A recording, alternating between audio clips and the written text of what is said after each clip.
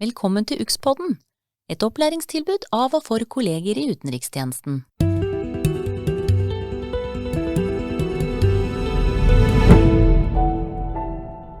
Hello and welcome to this podcast series from the Norwegian Diplomatic Academy. I am Rabe Henriksen. And I am Sigrid Oddsen. In this podcast series on digital diplomacy, we are inviting guests from around the world. And guests are always nice to have. Yes, indeed. And they will help us better understand the concept and the various aspects of digital diplomacy. That's right. And they will also help us look into the skills needed by today's diplomats. I am very pleased to introduce our first guest, Professor Jovan Kurbalija, who is joining us from the DiploFoundation in Geneva. Jovan, you have been exploring this topic for over 20 years, both as a diplomat and as an academic. I have to say, we feel very privileged to explore this complex and current topic with you today. A very warm welcome to you, Professor. Thank you. It's a great honor and pleasure to be today with you at this podcast and to share my thoughts with Norwegian and other diplomats. Thank you.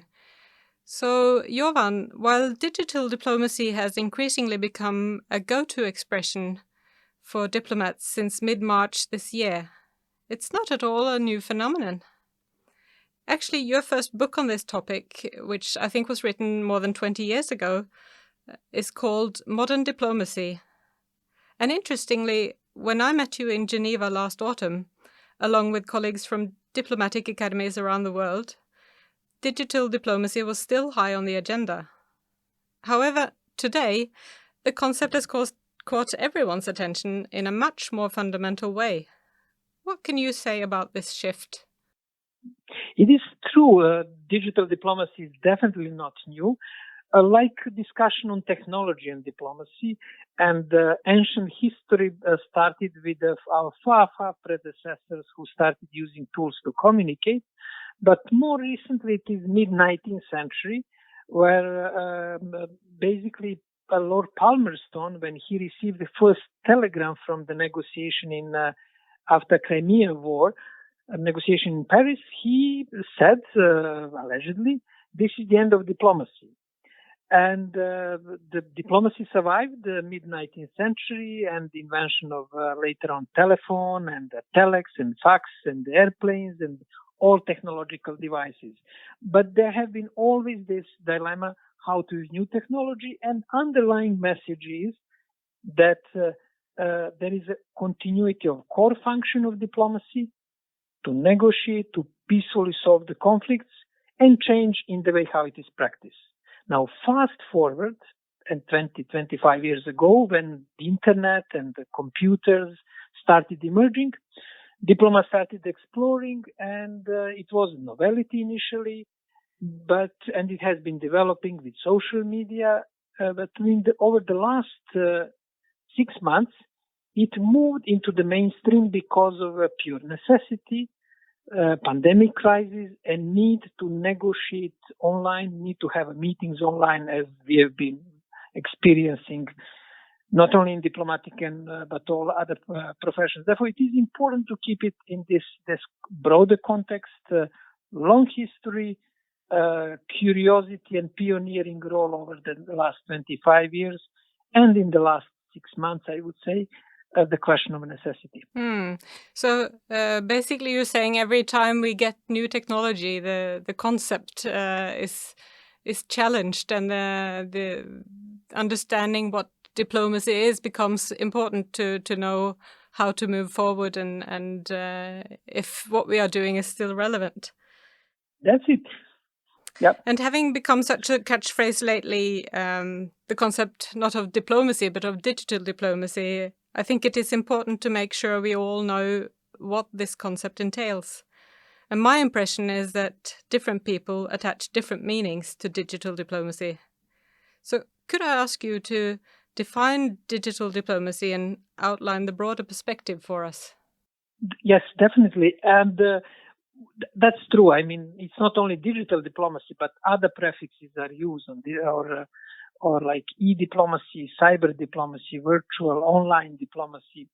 And there are different reasons, sometimes academics to address new topic from different angles. They give the new name, or there are also the need to create a new dynamics, new departments, whether it is tech or digital or other diplomacies. Now, what is extremely important in this debate is to ask the question, what do we refer to? And in Diplo, for the last 25 years, we build discussion around digital diplomacy on three pillars: changing environment for diplomacy, geopolitical and geoeconomic, new issues on diplomatic agenda, and new tools for diplomats. Changing environment is the question how Norway, for example, is going to promote its geopolitical and geoeconomic interest in the fast-changing space shaped by, for example, that Silicon Valley is the place to be represented these days, instead of Detroit, which was with the growth of a car industry 60 or 70 years ago. This is the first aspect of geopolitics and geoeconomics. But two key aspects where there is most of the confusion is the question of digital as a topic, as an issue that diplomats negotiate when it comes to cybersecurity, privacy, e-commerce, digital health. Therefore, digital as issue. And second, the last aspect is digital as a tool. And here we discuss use of social media, Twitter, Facebook, use of artificial intelligence and big data. Therefore, tools that diplomats like other professionals are using. Now, this distinction, especially between topics, issues, and tools, is essential to reduce confusion, because it is one thing that if diplomats are prepared to negotiate, let's say, data policy with Norway, with the European Union, or with China, or with the United States. Different thing is if we use digital tools to promote Norwegian public diplomacy or Norwegian position on the different issues. We need completely different skills and approaches and techniques. Yes, well, it's true. I actually wanted to ask you about what necessary skills are, so I guess there would be various answers to that. So, but I think that's a really useful way of dividing this concept into different aspects. So, thank you for that. And you're talking a little bit about common confusions. What would you say is the most common point of confusion around digital diplomacy today? Well, the most common confusion is triggered by high visibility of the use of digital diplomacy in context of public diplomacy. You had a Twitter diplomacy, now you have a TikTok diplomacy, you have Facebook diplomacy, you have so many diplomacies. And that element of public diplomacy, of presenting, promoting position of the country, got too high visibility comparing to the core diplomatic profession of negotiating, representing interests abroad, those functions which are listed in the Article 3 of Vienna Convention on Diplomatic Relations. Therefore, you have many books, many articles, many conferences on this, let's say, public diplomacy aspect, and I would say very little serious discussion about digital and the core functions of diplomacy, these functions that were listed. This is the major problem. And then the whole digital diplomacy discussion was heavily influenced by, let's say, PR organizations, how to frame the Twitter message, what to do with Facebook, and the other elements which are important for public diplomacy. But I would say that they are really just a segment, and I would argue even smaller segment on overall diplomacy, where you have the negotiation, consular protection. Consular protection is one of the fields where digital diplomacy can be used a lot. That is major confusion that you can find on bookshelves, many articles on use of Twitter in diplomacy, Facebook, but very little on the core diplomatic functions. That's very interesting, and I hope that we, through this podcast series, will try to highlight the various aspects that you mentioned here individually, so as to understand each of them better. You mentioned in your definition the geopolitical environment, and at the same time you tend to present digital diplomacy as an environment in itself. So what would you say, how does that account for the shift in geopolitics in recent years, and more specifically this year, 2020? Sure, the shift is clear, and I will just give you a few examples. The first and second are geographical. Geography is back big time. If you want to promote interests of your country in the United States, you need to be present in Silicon Valley and San Francisco, in addition to Washington, D.C. and consulates and whatever. That's the first shift. There are new centers of economic, political, and social power worldwide. It's Bangalore in India, or it's Shenzhen area in China. Sorry. Therefore, that's the first major shift in geopolitics. The second one is growing shift of the communication from seabed cables to overland cables around the Belt and Road project.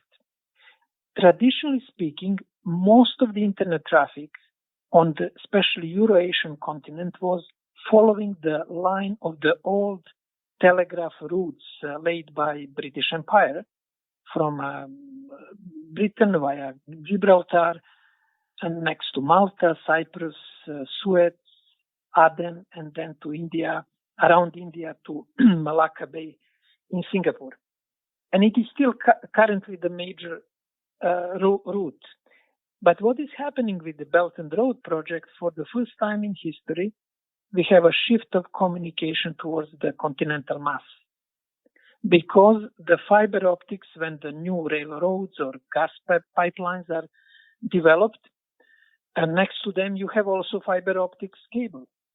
Therefore, there will be major shift in the communication with the far-reaching consequences from the maritime areas upwards to the continental mass from China to via Kazakhstan, Russia, let's say Eastern Europe to the Central Europe, mainly Frankfurt, which is the main hub for communication in Europe.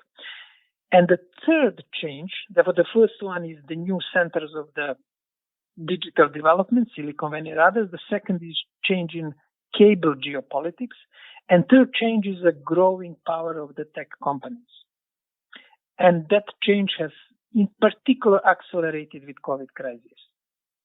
The Amazon, Apple, Alibaba, and other companies are gaining enormous power because of the services they provide in COVID crisis. And they are basically becoming the key players comparing to traditional oil or banking or manufacturing sector. Those are three, I would say, the major geopolitical shifts. Yes, well, very interesting, very well explored. So shifting to another thing you mentioned, digital diplomacy as a tool.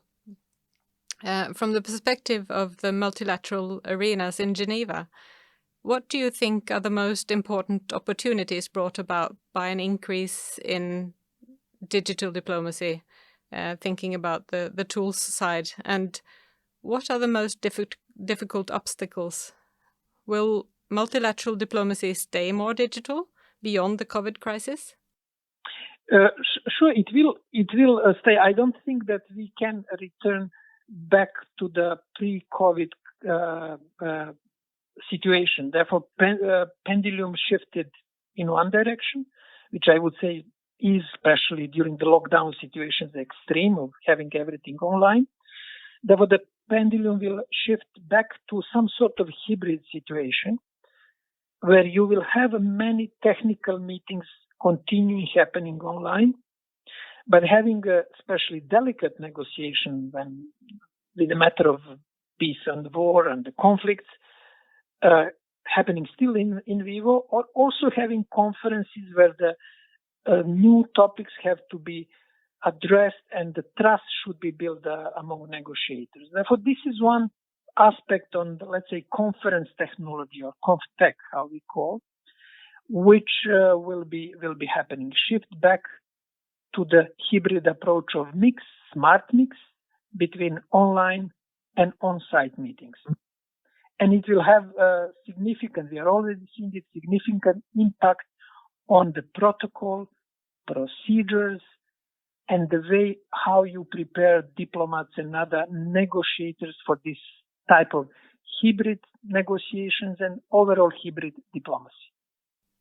And it's interesting in that perspective to reflect a little bit upon whether the role of the diplomat in a multilateral mission is becoming more important, gaining sort of more traction, or whether it will be weaker because people can log on from capital and attend meetings at a distance.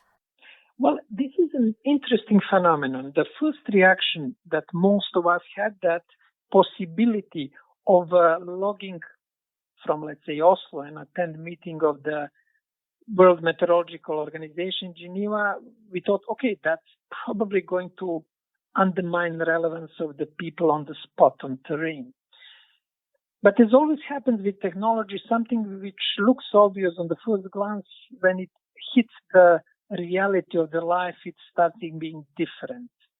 Therefore, we are seeing more and more pressure on diplomats in Geneva, and countries are not reducing diplomatic representation in Geneva for different reasons. One is that possibility to follow the events does not mean the reality of following the file, dynamics, and internal chemistry of the negotiation, which you can still experience if when you meet your counterparts in Geneva or New York or any other place. Therefore, the first reaction, which we don't know if it is going to be lasting, is that it in a way strengthened the role of diplomats in Geneva. We have to put one caveat. The WHO, World Health Organization, is based in Geneva. Therefore, it is also, and it's central for the COVID crisis. Therefore, that could be one of the reasons why it is happening, at least in Geneva.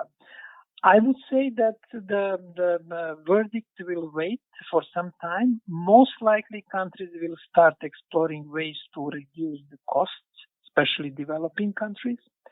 But this interplay won't be the linear. There will be interplay between relevance of Geneva as a place where you can keep the human contacts and especially negotiate delicate issues, and the shift under economic pressure of technical meetings more online. This would be probably the direction in which we will have developments. And we'll just have to wait and see what that verdict will be. So just to round up a little bit, could I challenge you to say what you think would be the most important new skills for diplomats going forward? And how would you recommend diplomats best navigate this new digital environment? Well, it would be a blend of very traditional skills which have been around for centuries, developing empathy, developing understanding of different cultures, and this has not changed for centuries. Now, the second skill set is the smart use of data, smart use of artificial intelligence, understanding it sufficiently enough to see what you can gain, what are the insights that you can gain for your day-to-day work. What will be probably what I would advise is that this project-type diplomacy of outcome, output, impacts, which shaped diplomacy over the last 20-25 years, should be reduced. Therefore, out of these three elements, back to good tradition and the core values of the diplomacy as interpersonal profession with high importance of emotions, trust, body language, including shift of these core values to online communication for traditional. Second is smart use, effective use of data, big data, and artificial intelligence, but not driven by data scientists, driven by diplomats, what they need driven.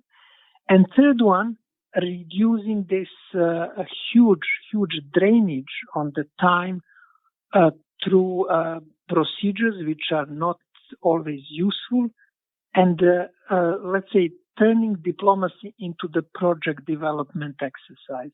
I hope that we'll see less and less on this third aspect and more on traditional diplomacy and, let's say, data AI diplomacy. So basically you're saying to find out what humans do best and what machines do best and make them work well together. Exactly.